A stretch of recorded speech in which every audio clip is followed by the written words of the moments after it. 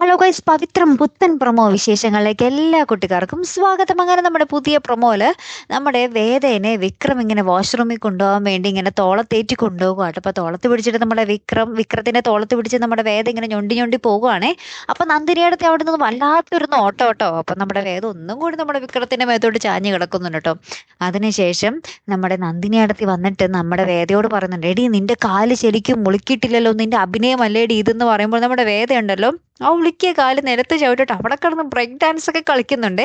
അപ്പൊ തന്നെ നമ്മുടെ നന്ദിനിയുടെ അമ്മയെ ഓടി വായോ, ഇവൾ അഭിനയിക്കുക എന്ന് പറയുന്നുണ്ട്. അപ്പൊ തന്നെ നമ്മുടെ വേദ ആ കാല് പൊക്കിയിട്ട് അയ്യോ എൻ്റെ അമ്മയെ ഞാൻ വീണേ എന്നും പറഞ്ഞ് അവിടെ വീണ് കിടക്കുന്നുണ്ടേ. ഭയങ്കര അഭിനയാട്ടോ നമ്മുടെ വേദയുടെ.